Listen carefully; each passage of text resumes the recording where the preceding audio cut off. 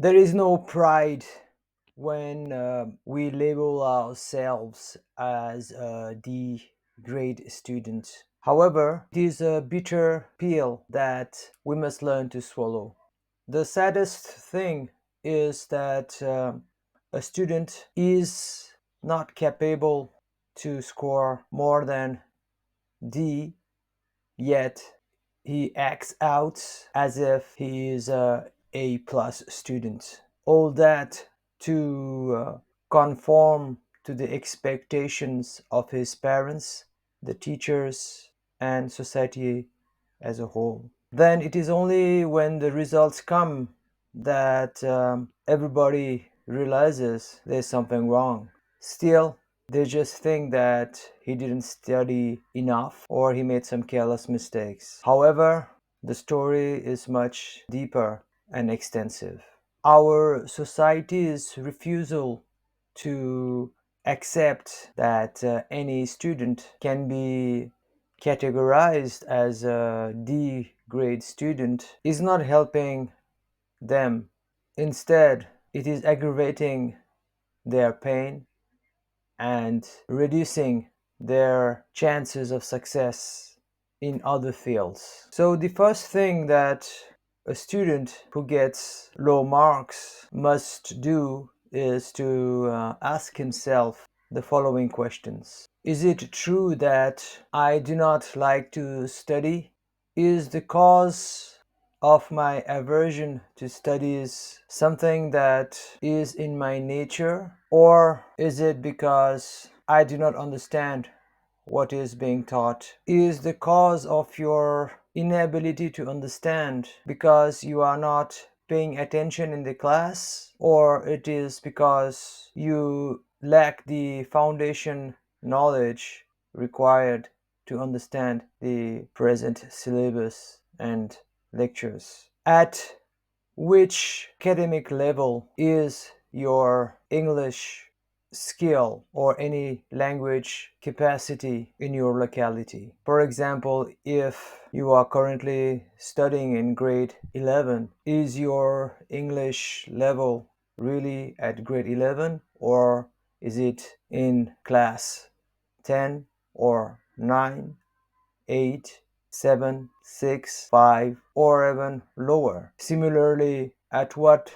level are you in terms of mathematics? Are you ashamed to accept that your real competency in languages and mathematics is much lower than the current class you are in? Are you lying to yourself or only to the world? Do you want to come up from your actual competency level to your current academic class? Alternatively, do you want to acquire just enough competency so as to get done with the current degree that you are pursuing? For example, if you are in grade 11 but your mathematical competency is of class 5, are you willing to increase it to class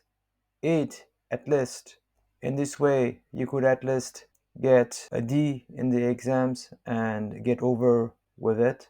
Repeat the same for English or languages. Are you afraid of the consequences of accepting that your real education stopped around class 8 or 7 or 6 or 5?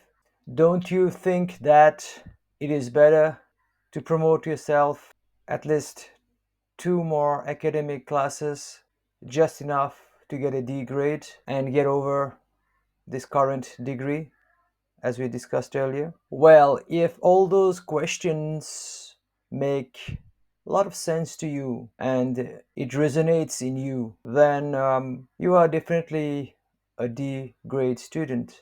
Of course, if you were one, you would not be reading this book. So, what I would suggest to you is that if you have friends or students who would benefit from this particular section of the book, explain it to them. You'll do them great service. A big question will arise: how does any student get to such a place where he is in class 12 but his language and mathematical skills are of class 4? Well, these things are more common than you imagine. I meet these students in my counseling sessions in droves. Teachers who refer them to me have given hope on them, and they just label them as lazy and naughty. But when I start talking to them, all the above symptoms become very clear. Somehow they just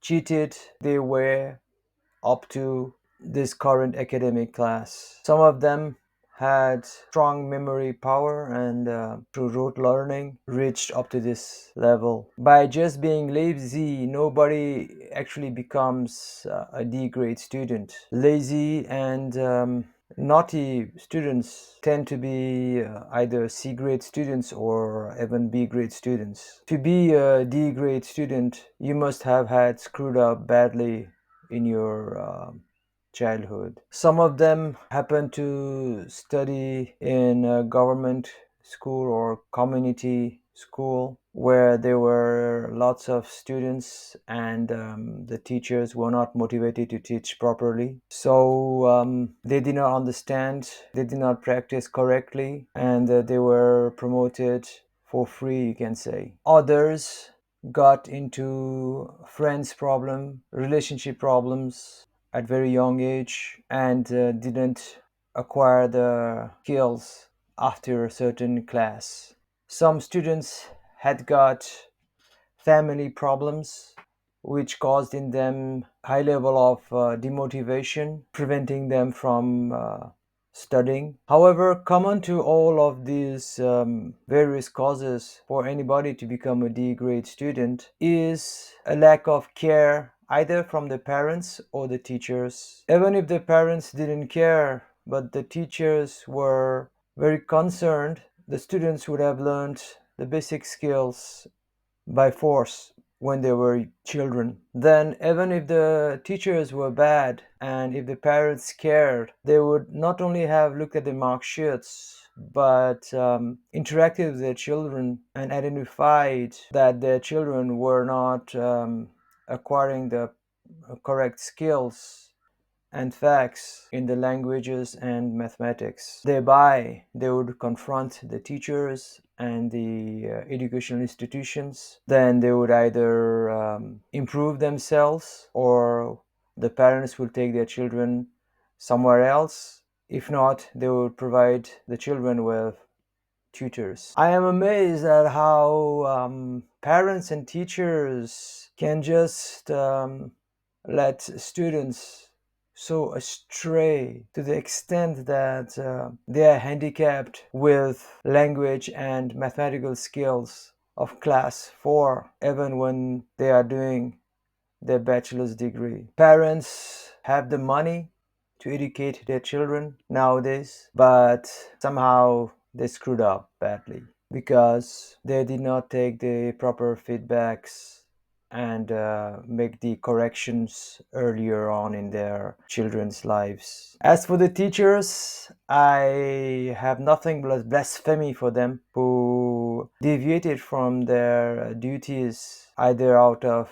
negligence or malice. How can teachers not have identified the problem of that student when he was in class 6 or at least 8? At that time, there was still a lot of room to play. Even in my counseling sessions for grade 11 and 12, I'm appalled that no teachers were able to exactly make a proper diagnosis as I have just done. They are just happy to label the students lazy and naughty.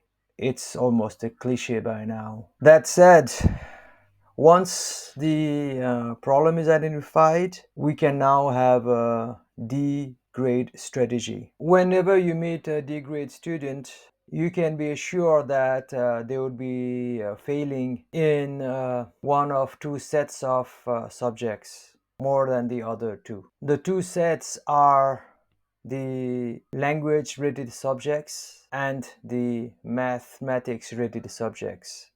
They correspond broadly with the right brain and the left brain that we have discussed in earlier chapters. For example, if somebody says that he is very weak in economics or tourism, then you can trace back the problem to lack of language skills. If somebody says that he is very weak in accounts, physics, then you can be sure that he has got weaknesses in mathematical skills. What I have found in my counseling sessions is that even in the D grade students, it is very rare that a student is weak in both the left brain subjects and the right brain subjects, or in the languages and in the mathematics at the same time. Once you have identified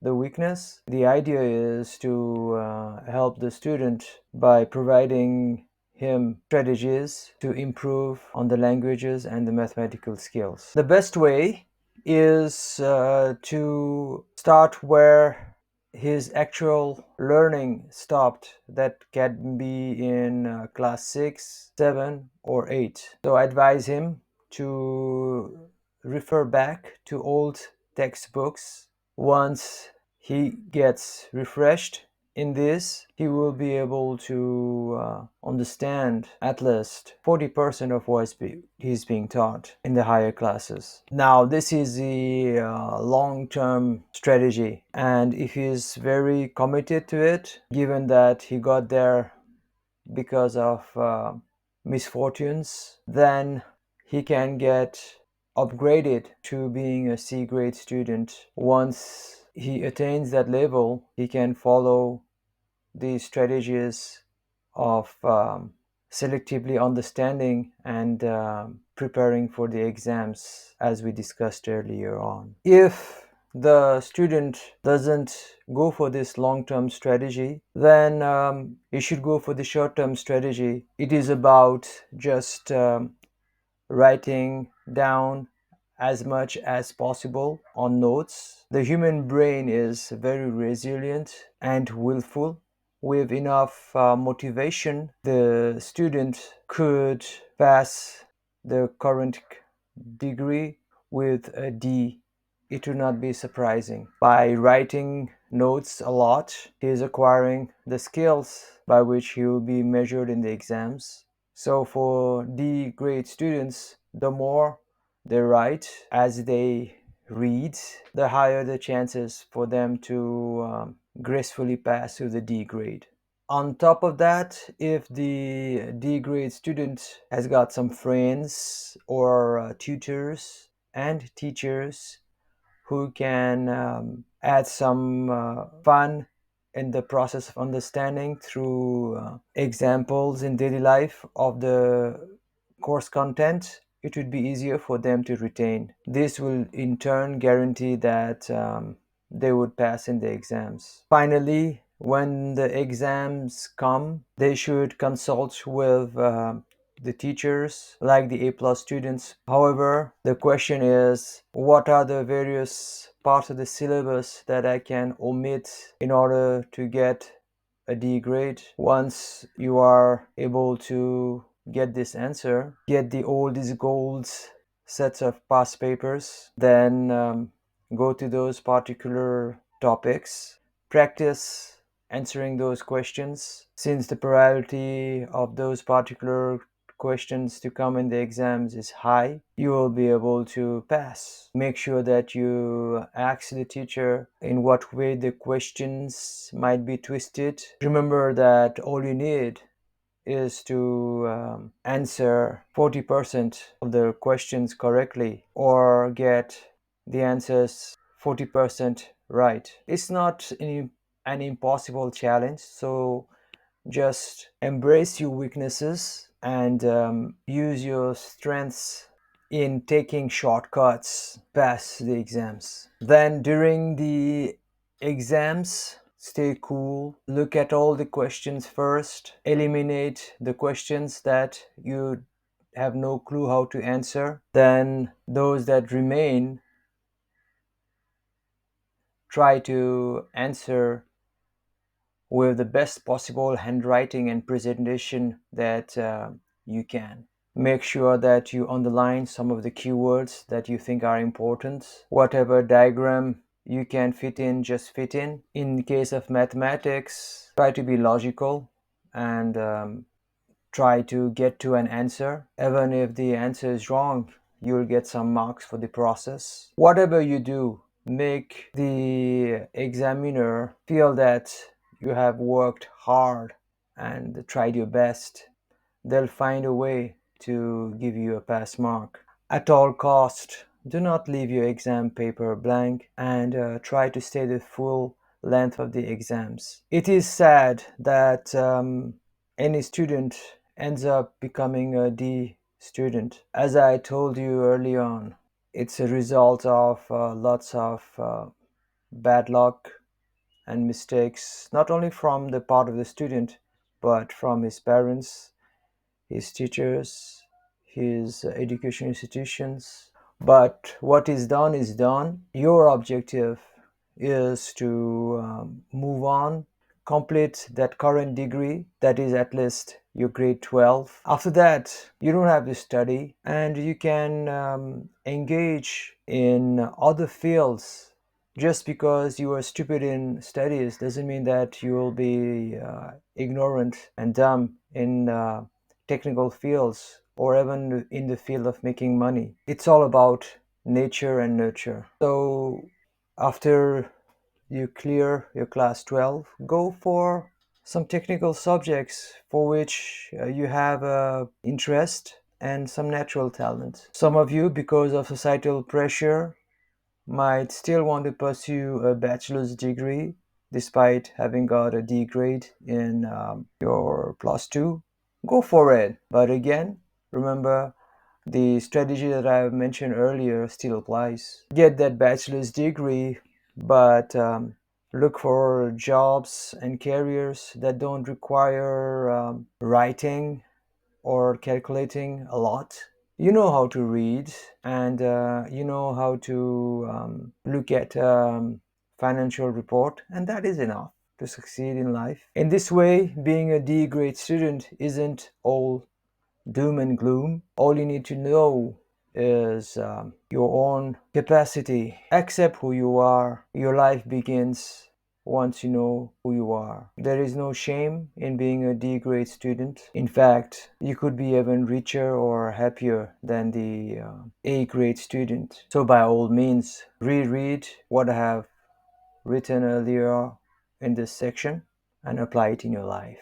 If you are a teacher or a parent or a sibling or a friend of such a D grade student, make sure that they have access to the information that I just provided to you here.